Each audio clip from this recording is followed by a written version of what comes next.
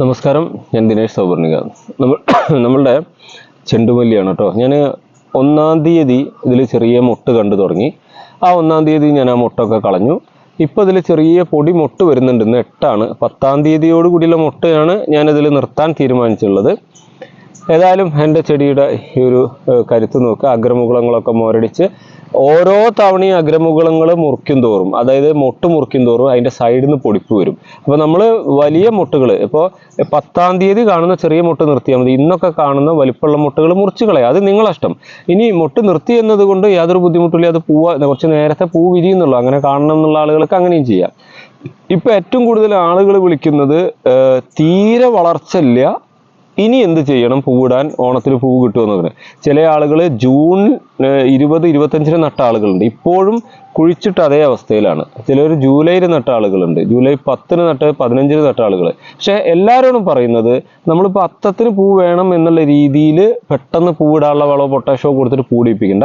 നിങ്ങളിപ്പോൾ ഏതായാലും വൈകി നട്ട ആളുകളും വളർച്ചയില്ലാത്ത ആളുകൾ, ചെടിക്ക് വളർച്ചയില്ലാത്ത ആളുകളും ചെയ്ത പ്രശ്നം വെച്ചാൽ വളം കൃത്യമായിട്ട് കൊടുത്തിട്ടുണ്ടാവില്ല. ചിലപ്പോൾ കൃത്യമായ വളം കൊടുത്തിട്ടുണ്ടായിരിക്കാം, മഴയിൽ നഷ്ടപ്പെട്ടു പോയതായിരിക്കാം.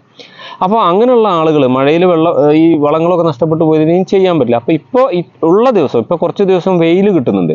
ഈ ദിവസങ്ങളിൽ കൃത്യമായ നൈട്രജൻ ഫോസ്ഫേറ്റ് വളങ്ങൾ കൊടുത്തുകൊണ്ട് ചെടിയുടെ കരുത്ത് വർദ്ധിപ്പിക്കുക. പലരും ചോദിക്കാറുണ്ട് എന്തിനാണ് എന്നും വളം കൊടുക്കുന്നത്. ഞാൻ എന്നും വളം കൊടുക്കാനല്ല പറയുന്നത് കേട്ടോ. നിങ്ങൾ കാര്യം മനസ്സിലാക്കുക.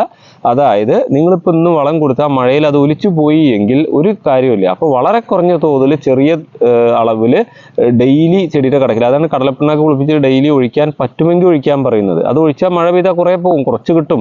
പിന്നെ 2 ദിവസം കഴിഞ്ഞാൽ പിന്നെയും ഒഴിക്കാം. അതേപോലെ 30-10 ഇതൊക്കെ നിങ്ങൾ പറയുന്നതിൻ്റെ അർത്ഥം മനസ്സിലാക്കിക്കൊണ്ട് ചെയ്യുക. അല്ല ഡെയിലി 30-10 നന്നായിട്ട് കൊടുത്താൽ ചെടിയുടെ ഇല മുഴുവൻ നാശമാവും. ചെടിക്ക് കരുത്ത് കിട്ടുക. കാരണം വളം അമിതമായ ചെടി നശിച്ചു പോവുകയാണ് ചെയ്യുക. അപ്പോൾ ആവശ്യമായ തോതിൽ ഏറ്റവും കുറഞ്ഞ അളവിൽ എന്നുള്ള തോതിൽ ദിവസവും കിട്ടുക എന്ന് പറയുന്നത് ഈ മഴക്കാലം ഓവർ ആയതുകൊണ്ട് പറയുന്നതാണ് കേട്ടോ. അങ്ങനെ വളം കൊടുത്തു. അപ്പോൾ ലേറ്റായി നട്ട ആളുകൾക്ക് ഇനി അത് അവർക്ക് പൂ ഉണ്ടാവുമോ എന്നുള്ള സംശയത്തിൽ നിൽക്കണ്ട.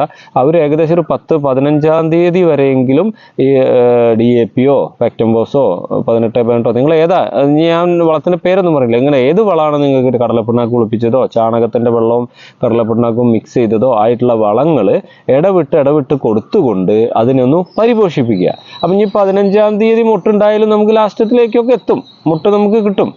പക്ഷേ വെയിൽ കുറഞ്ഞാലാണ് ഈ പ്രശ്നം. വെയിൽ കുറഞ്ഞാൽ ഈ ഉണ്ടാകുന്ന മുട്ടിന് വളർച്ച കിട്ടില്ല, പൂവായിട്ട് വിരിയൂല.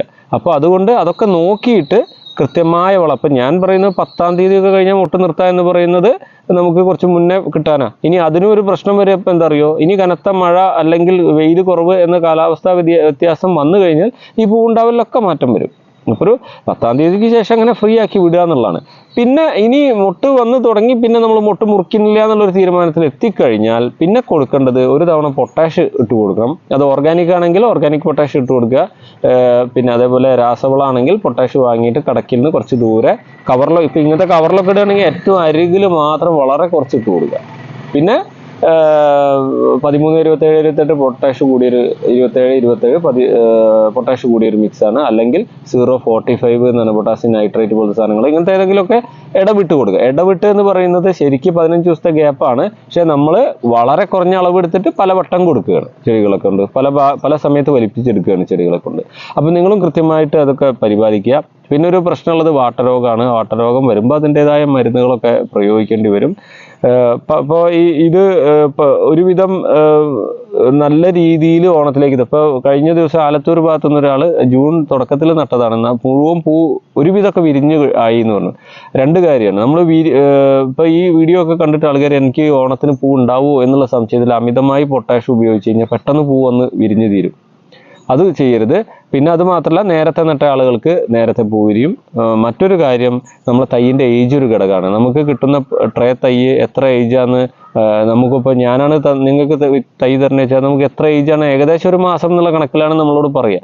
ഇതൊരു 10 ദിവസം കൂടുകയോ കുറവോ ട്രയലിൽ ഇരുന്നിട്ട് നമുക്ക് തരുന്ന ഏജൻസി വഴി കിട്ടുമ്പോഴോ അല്ലെങ്കിൽ ഏതെങ്കിലും സ്ഥലത്ത് നിന്ന് നമ്മൾ വാങ്ങുമ്പോഴൊക്കെ ഒരു 10 ദിവസം കൂടിയാൽ അതും ഈ ചെടീൻ്റെ പൂവിടലിനെ എഫക്റ്റ് ചെയ്യും. അപ്പോൾ ഇത് ഇക്കൊല്ലത്തെ ഈ പൂക്കൃഷി എല്ലാവരും എഴുതി വെക്കുക. എഴുതി വെച്ചിട്ട് നിങ്ങളത് മനസ്സിലാക്കിയെടുത്തിട്ട് അതിൽ നിന്ന് മാറ്റങ്ങൾ കൊണ്ട് ചെയ്യും.